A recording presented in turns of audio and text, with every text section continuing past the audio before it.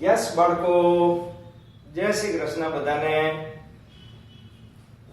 આપણે દ્વૈતવાદમાં સ્વાધ્યાયના દાખલા નંબર 11.4 સુધી આગળના લેક્ચરમાં કરેલા હતા. આ 11.5 સિમ્પલ છે, બે ત્રણ સ્ટેપના દાખલા છે. પૃથ્વીની સપાટી પર આવતા સૂર્યપ્રકાશની ઊર્જાનું ફ્લક્સ એટલે એકમ ક્ષેત્રફળમાંની નો પાવર, બરાબર. તો પાવર P બરાબર 1.388 into 10³ વોટ પર મીટર સ્ક્વેર. આમ તો સેકન્ડે છે જ, કારણ કે દર સેકન્ડે જ આપણે શોધવાના છે, બરાબર. અને lambda is equal to 550 into 10⁻⁹ આટલા મીટર, બરાબર. હવે આપણું સૂત્ર તો છે P બરાબર N into E, બરાબર. અને તેથી N is equal to P upon E, પરંતુ E બરાબર યાદ કરો hc upon લેમ્બડા. તેથી N બરાબર P લેમ્બડા ઉપર વયો જશે upon hc. તેથી n બરાબર પાવર 1.388 into 10³ into તરંગ લંબાઈ 550 into 10⁻⁹ upon આપણી જુગલ જોડી 6.63 into 10⁻34 into 3 into 10⁸, બરાબર. તેથી n is equal to 1.388 into 550 ભાગ્યા 19.86 equal to 38.43 into 10⁻⁹ 9 ને 3 -6 અને -26 એટલે +20, બરાબર. એક આંકડા પછી તમે પોઈન્ટ લખો તો ડાબી બાજુ તમે પોઈન્ટને ખસેડો તો એક તમારો આંકડો વધી જાય. 21 આટલા આવ્યા એ શું આવ્યા? તો કે આટલા આવ્યા એ ફોટોન્સ આવ્યા પ્રતિ મીટર સ્ક્વેર ઇન્ટુ સેકન્ડ, બરાબર. આમ કમ્પ્લીટ તમારે એકમ સાથે લખવું પડે, ઓકે. હવે એના પછી આ તો એકદમ સીધો સાદો છે. ફોટો ઇલેક્ટ્રિક અસરના પ્રયોગમાં ખાલી સમજણ માટે તમને અહીંયા આલેખ દોરી દઉં એટલે તમને ધ્યાનમાં રહે કે ભાઈ V0 વિરુદ્ધ મ્યુ નો આલેખ હતો અને આપણો એ આલેખ આવો સુરેખા મળતો હતો. અને આ સુરેખાનો તમે ઢાળ શોધો તો એ ઢાળ કેટલો મળતો તો h/e, મતલબ કે k મેક્સિમમ બરાબર eV0 બરાબર h મ્યુ માઈનસ h મ્યુ0. તેથી V0 is equal to h upon e કૌંસમાં મ્યુ માઈનસ મ્યુ0. અને તેથી V0 વિરુદ્ધ મ્યુ ના આલેખ નો ઢાળ બરાબર શું થાય? h/e. અને તમને રકમમાં જ h/e બરાબર મૂલ્ય આપેલું છે 4.12 10⁻⁻15. અને તેથી પ્લાન્ક અચળાંક h બરાબર e નો ગુણાકાર આની સાથે કરવાનો છે. e નો ગુણાકાર આની સાથે એટલે 4.12 into 10⁻⁻15 into 1.6 into 10⁻⁻19 બરાબર 16 દુ 32 3 19 1 64 ને 1 65, બરાબર. 16 દુ 32, 2 3 16 એકુ 16 ને 3 19 ને 9 1 16 4 64 ને 65 બરોબર. એટલે 1 2 3 1 2 3 બરોબર ફિટ પડી ગયો આપણે હાઈ ક્લાસ. કાઈ પોઈન્ટે આગા પાછા આપણે કરવા પડે એમ નથી. Joule second. હંમેશા પ્લાન્ક અચળાંકનું નજીકનું મૂલ્ય તમને મળે બરાબર. એટલે આ 6.63 તમે લખો તો ક્યાંય વાંધો નથી, 6.59 લખો તોય વાંધો નથી, 6.6 હોય તોય વાંધો નથી. બધી વસ્તુ એકની એક જ છે. ઓકે, બહુ સહેલા દાખલા છે, લખી લો ફટાફટ. ચાલો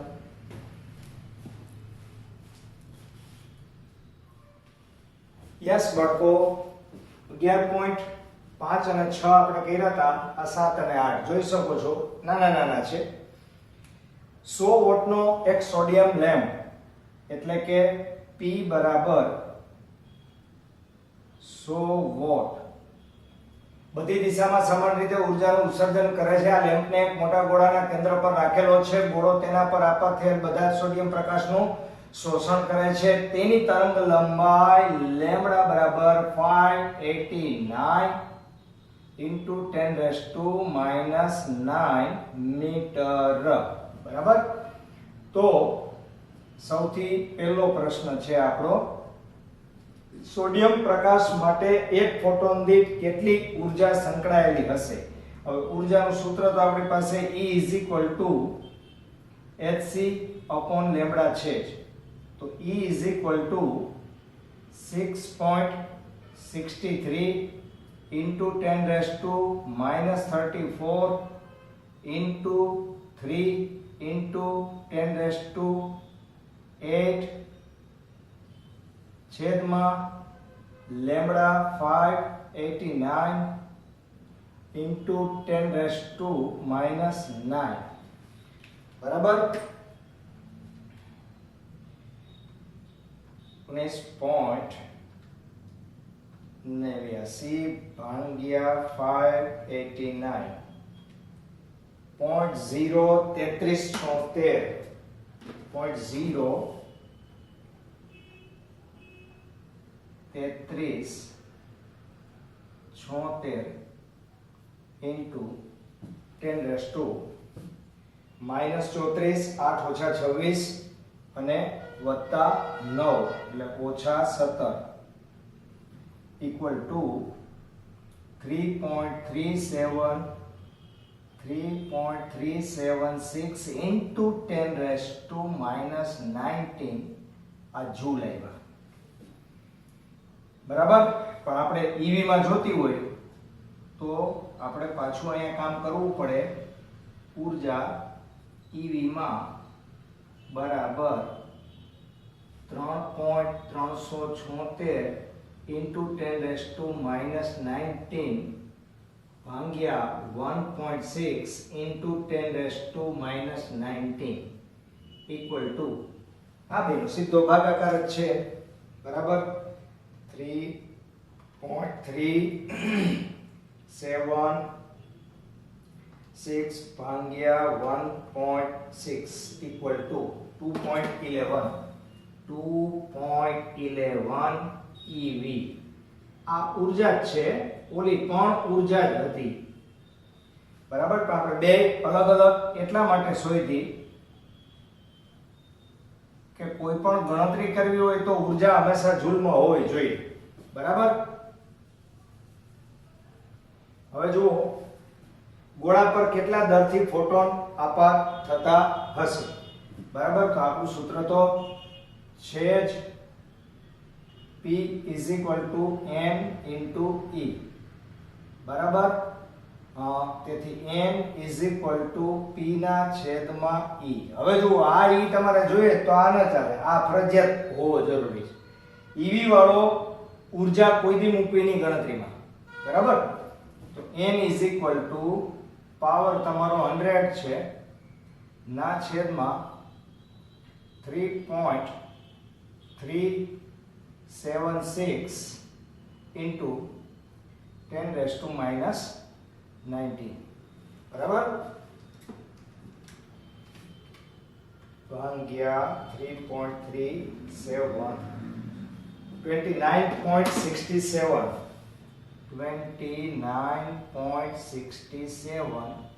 into 10 raised to plus 19 બરાબર એટલે અહીંયા તમે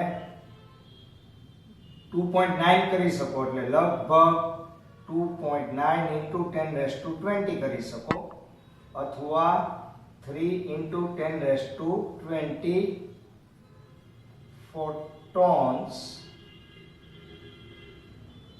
પ્રતિ સેકન્ડ તો હોય દર સેકન્ડે બરાબર કેટલા દર થી એટલે આ દર આવી ગયો નેક્સ્ટ એક ચોક્કસ ધાતુ માટે થ્રેશોલ્ડ આવૃત્તિનું મૂલ્ય થ્રેશોલ્ડ આવૃત્તિ એટલે μ0 બરાબર 3.3 into 10 raised to 14 હર્ટ્ઝ પછી આપાત થતી આવૃત્તિ 8.2 into 10 raised to 14 hertz photoelectric ઉત્સર્જન માટે કટ ઓફ વોલ્ટેજ એટલે V0 તમારે શોધવાના છે H નું મૂલ્ય તો ઓલરેડી ખબર હોય સૂત્ર આપણે EV0 H mu minus H mu0 બરાબર તેથી V0 બરાબર H upon E અને mu minus mu0 બરાબર ઓકે તો અહીંયા 6.63 into 10 raised to minus 34 અને અહીંયા આવશે ગુણાકારમાં આમાંથી આ બાદ કરવું પડશે ને તમારે બરાબર એટલે આપણે બાદ કરી જ નાખીએ ડાયરેક્ટ mu minus mu0 12 3 એટલે 9 બરાબર અને 7 3 એટલે 4.9 બરાબર ઓકે અને ગુણાકારમાં 10 ની કેટલી ઘાત આવશે 14 કારણ કે 14 તો કોમન નીકળી જાય છેદમાં 1.6 into 10 raised to minus 19 okay 6.63 ગુણ્યા 4.9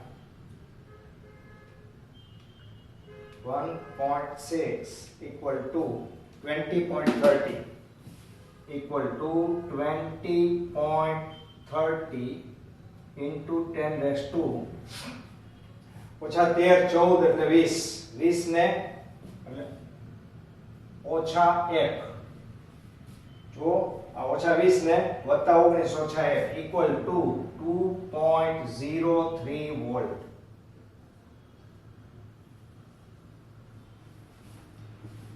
આ બધા જ અગત્યના દાખલા છે બાળકો એક વાર મોઢે ગણી નાખજો ગણતરીમાં માત્ર ભૂલ થાય એમ છે સૂત્ર તો એ 2 કે 3 જ છે પણ આમાંથી એક દાખલો તમારા બોર્ડમાં 100% હશે બરાબર આટલા સહેલા હોવા છતાં ઓલરાઈટ ચાલો એના પછી આપણે આગળ વધીએ યસ 11.9 સ્વાધ્યાય બધા નાના દાખલા છે એક ધાતુનું કાર્ય વિધેય એટલે વર્ક ફંક્શન તમને આપેલું છે 4.2 eV શું આ ધાતુ લેમ્બડા બરાબર 330 નેનોમીટર તરંગલંબાઈના આપાત વિકિરણ માટે ફોટો ઇલેક્ટ્રિક ઉત્સર્જન કરશે આવો પ્રશ્ન છે તો તમને ખબર છે કે ફોટો ઇલેક્ટ્રિક ઘટનામાં ફોટો ઇલેક્ટ્રિકના ઉત્સર્જન માટે તમે જે ઊર્જા આપાત કરો છો એ વર્ક ફંક્શન કરતા વધારે હોવી જોઈએ અથવા વર્ક ફંક્શન જેટલી હોવી જોઈએ મિનિમમ તો એ આપાત ઊર્જા આપણે શોધવી પડે તો અહીં આપાત ઊર્જા E is equal to hc upon lambda into E તેથી E is equal to 6.63 into 10 raised to minus 34 into 3 into 10 raised to 8 upon તરંગ લંબાઈ 330 નેનોમીટરના મીટર આપણે કરવા પડે into 1.6 into 10 raised to minus 19 બરાબર તો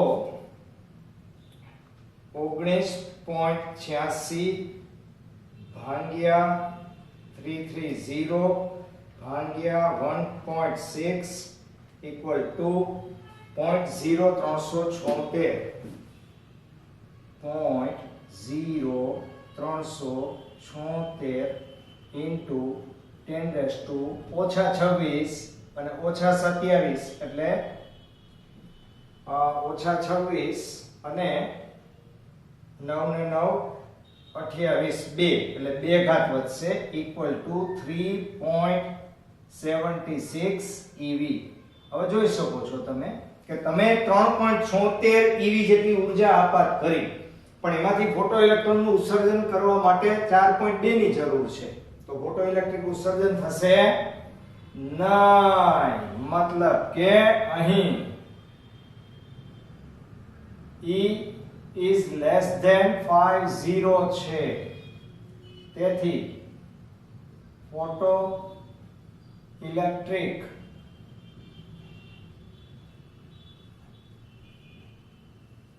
ઉત્સર્જન થશે નહીં ઓકે એના પછી જુઓ ભાઈ એકદમ ઈઝી છે એક ધાતુની સપાટી પર કેટલો પ્રકાશ આવૃત્તિનો પ્રકાશ આપાત થાય છે ભાઈ તો આપાત પ્રકાશની આવૃત્તિ એટલે 7.21 ગુણ્યા 10 ની ઓછા નહીં પણ વત્તા 14 ઘાત હર્ટ્ઝ આવૃત્તિનો પ્રકાશ આપાત થાય તેની સપાટીમાંથી મહત્તમ કેટલા વેગથી આવી રહ્યા છે ભાઈ 6 ગુણ્યા 10 ની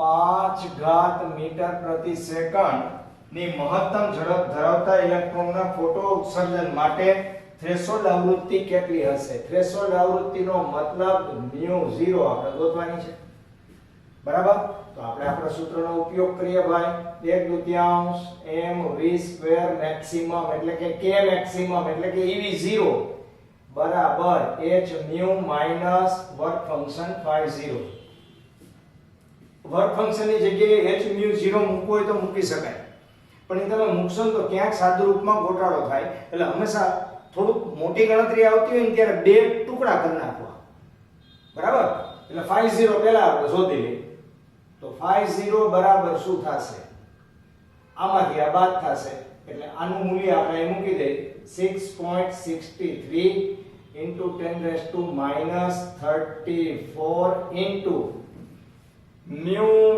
અને mu 7.21 ગુણ્યા 10 ની 14 ઘાત ઓછા 1/2 ઇલેક્ટ્રોનનું દળ 9.1 into 10 raised to minus 31 અને ગુણાકારમાં v મેક્સિમમ ભાઈ એનો વર્ગ સીધો થાય એમ છે જો 6 36 અને 5 10 બરાબર તો હવે આપણે માત્ર અને માત્ર ગણતરી જ કરવાની છે ભાઈ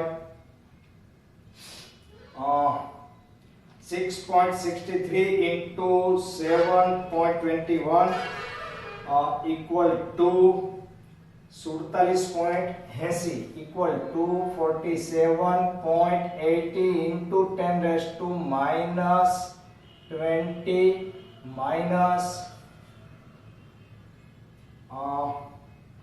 36 into 9.1 ભાગ્યા 2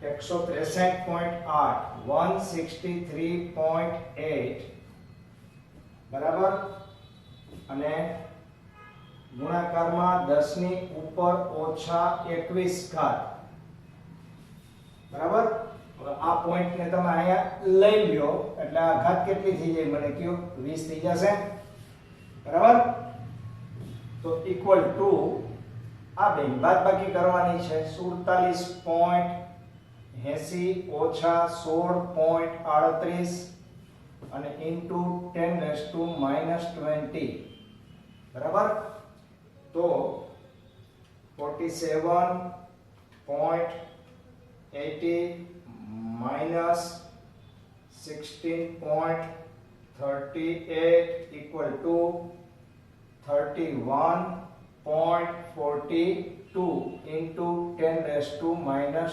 20 આટલા જૂલ.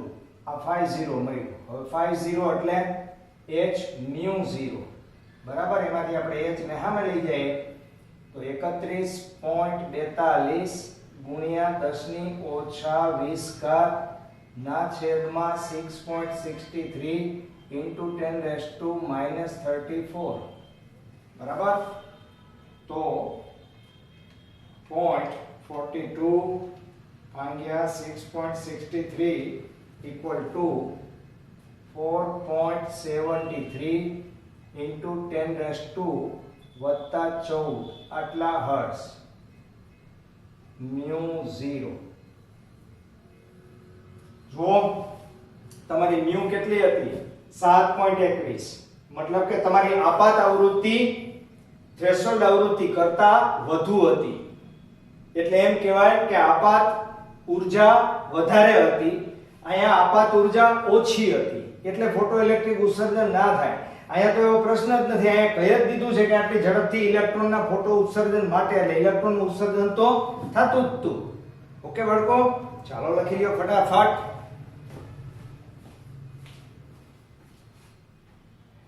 યસ બાળકો, હવે આપણે જે થિયરી ભણ્યા હતા એ થિયરી ઉપરનો આ છેલ્લો દાખલો છે.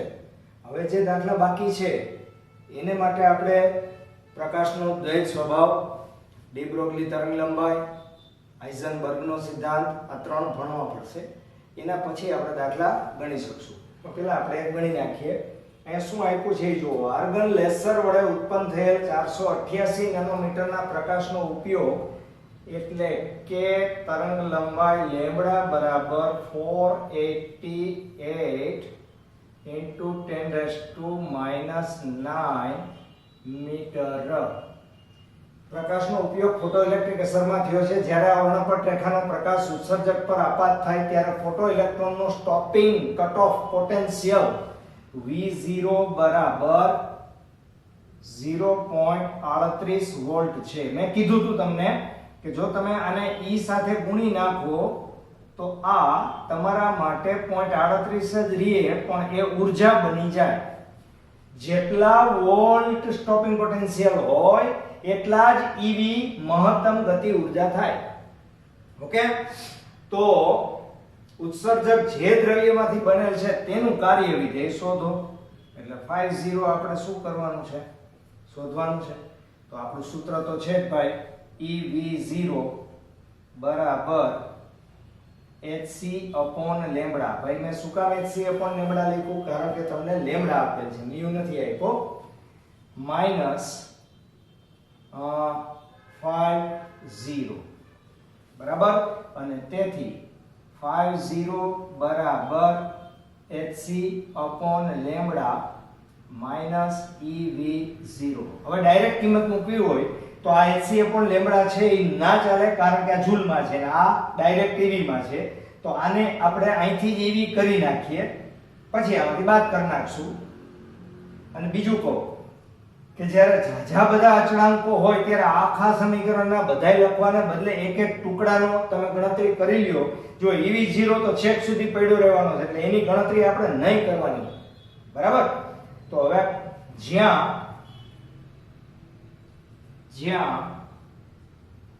hc upon લેમ્બડા E બરાબર 6.63 into 10 raised to minus 34 into 3 into 10 raised to 8 ના છેદમાં lambda 488 into 10 raised to minus 9 into E એટલે 1.6 into 10 raised to minus 19. Okay, તો હવે આપણું કામ આપણે કરી નાખીએ. તેથી hc upon lambda E is equal to શું થશે?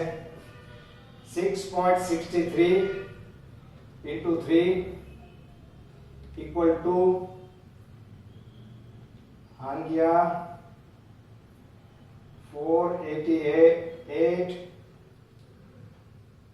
1.6 ઇક્વલ ટુ 0.0254 ઇન્ટુ ઈવી માં હોય એટલે 10⁻² આવવા જ જોઈએ, ઓછા 26 અને આ 28, બરાબર, એટલે 2 આવી ગયા ઇક્વલ ટુ 2.54 ઈવી અને તેથી 50 બરાબર 2.54 ઈવી માઈનસ 0.38 ઈવી, બરાબર,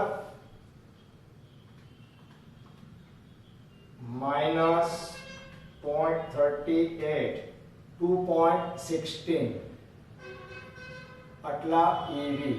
આ તમારા માટે આવશે 50, બરાબર, ઓકે.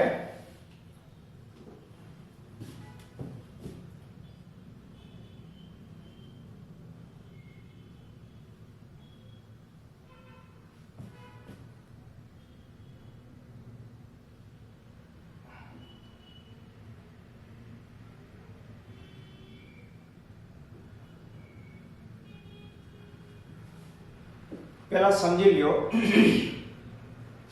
પ્રકાશનું દ્વૈત સ્વરૂપ. મેં તમને એવું સમજાવ્યું હતું કે વ્યતિકરણ, વિવર્તન અને ધ્રુવીભવન આ ત્રણે ત્રણ ઘટના માટે પ્રકાશનું તરંગ સ્વરૂપ અનિવાર્ય છે. જ્યારે ફોટો ઇલેક્ટ્રિક અસર, કોમ્પટન અસર, બુકમાં બેનો ઉલ્લેખ છે, અને ત્રીજું કાળા પદાર્થના ઊર્જા વિતરણ વક્રો, આ ત્રણ ઘટના છે. આ ત્રણે ત્રણ ઘટના માટે પ્રકાશનું કોણ સ્વરૂપ અનિવાર્ય છે. તો મેં તમને કીધું હતું કે જેવી રીતે man has two nature, one is cruel, other is sensitive. માણસ પાસે બે પ્રકારના સ્વભાવ છે, એક ઘાતકીપણું અને એક સંવેદનશીલતા. તો આ બંને સ્વભાવમાંથી કયો સ્વભાવ ક્યારે ઉત્પન્ન થાય એ પરિસ્થિતિ પ્રમાણે છે. એમ light has two nature. Light has two nature. One is wave, other is crystal. તરંગ પણ છે અને કણ પણ છે. તો આ ત્રણ ઘટનામાં પ્રકાશનું તરંગ સ્વરૂપ જરૂરી છે, આ ત્રણ ઘટનામાં પ્રકાશનું કણ સ્વરૂપ જરૂરી છે. હજુ પણ તમને એક વ્યવહારિક ઉદાહરણ આપું. દાખલા તરીકે જ્યારે કોઈ પ્રકાશ આપણી આંખ ઉપર પડે ત્યારે આંખની કીકી આગળનો ભાગ એ પ્રકાશના તરંગ સ્વરૂપ તરીકે તેને કલેક્ટ કરે છે. પણ જ્યારે આ કીકી ઉપરનો પ્રકાશ, જેને ગુજરાતીમાં આપણે પડદો કહીએ, એ રેટિના ઉપર જાય ત્યારે ત્યાં બે પ્રકારના કોષ અસ્તિત્વ ધરાવતા હોય, રોડ્સ અને કોન્સ. આ બંને કોષ છે એ પ્રકાશની વધુ અને ઓછી તીવ્રતાને સહન કરનારા છે. એટલે કે પ્રમાણમાં અંધારું હોય તો પણ આપણને થોડું ઘણું દેખાય અને ફૂલ અજવાળામાં પણ આપણી આંખ છે એ અંજાઈ ન જાય, એ બંને માટે આ કોષ કામ કરે છે. આ કોષ જ્યારે આ તરંગનું કલેક્શન કરે ત્યારે તે રેટિના કણ સ્વરૂપે મેળવે છે. રેટિના કણ સ્વરૂપે મેળવે, પણ કીકી તરંગ સ્વરૂપે મેળવે છે. ઓકે, તો આ પણ હું તમને પ્રશ્ન લખી જ દઉં છું. ઓલરાઈટ, પછી તમે લખી લ્યો. પહેલા આ લખી લ્યો દાખલો.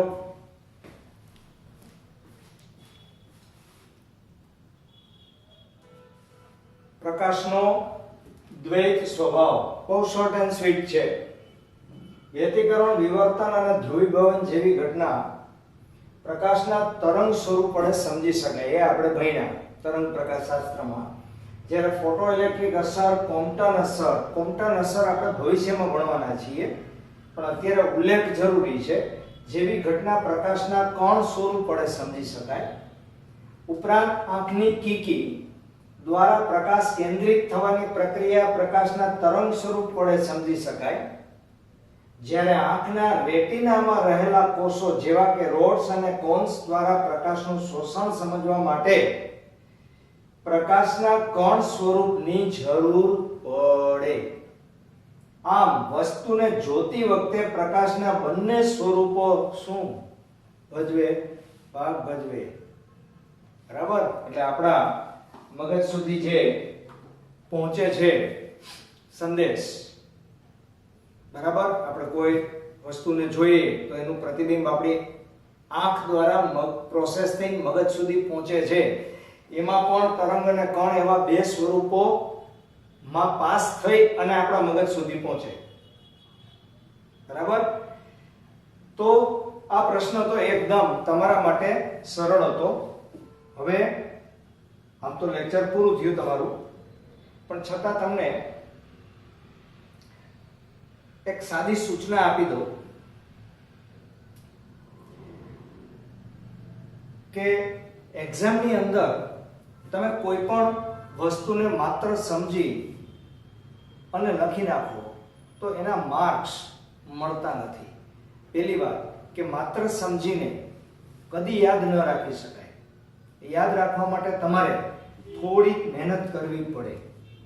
જો તમે સમજતા હો કે આપણે એક વખત કોઈ પણ સાહેબ બોલે અથવા તો કોઈ દાખલા ગણે અને એ આપણે જોઈ લઈએ, વાંચી લઈએ તો આપણને આવડી જશે, તો એવું ન કરતા બાળકો, લખવાનો પ્રયત્ન વધારે કરજો. લખવાથી જ તમને યાદ રહેશે. તમારી પાસે જેટલો પણ સમય હોય એ સમયમાં જેટલું પણ લખીને તૈયાર કરી શકાય એટલું કરવાનો પ્રયત્ન કરજો. આના પછીનો ક્વેશ્ચન છે એની ઉડતી માહિતી આપી દઉં. એ છે લુઈસ વિક્ટર ડી બ્રોગલી. આમ તો તમે કદાચ કેમિસ્ટ્રીમાં આ વસ્તુ ભણી ચૂકેલા હશો, પણ હું જરાક તમને અલગ રીતે સમજાવું. પ્રકૃતિ એટલે કુદરત, અને કુદરત કોઈ દિવસ કોઈને અન્યાય ન કરે. હવે આ બાબતને આની સાથે શું નિસ્બત? તો કે નિસ્બત હતી કારણ કે ડી બ્રોગલીએ આપણને સમજાવતી વખતે એમ સમજાવ્યું કે આ એક પદાર્થ છે, આ દળ ધરાવે છે, આ ચોક્કસ દ્રવ્ય છે, અને આ જ પદાર્થ છે એ ઊર્જા પણ ધરાવે છે, એવું આપણને આઈન્સ્ટાઈને કીધું. ઉપરાંત જે વિકિરણ તરંગ સ્વરૂપે આવે છે તે પણ ઊર્જા ધરાવે છે. તો વિકિરણ આ સ્વરૂપે આવે અને તે ઊર્જા ધરાવે, અને એ ઊર્જાના જો અહીંયા બે સ્વરૂપ હોય તો ડી બ્રોગલીએ એવું કીધું કે ભાઈ વિકિરણ જો બે સ્વરૂપ ધરાવી શકતો હોય તો કોઈ પણ પદાર્થનો દ્રવ્ય છે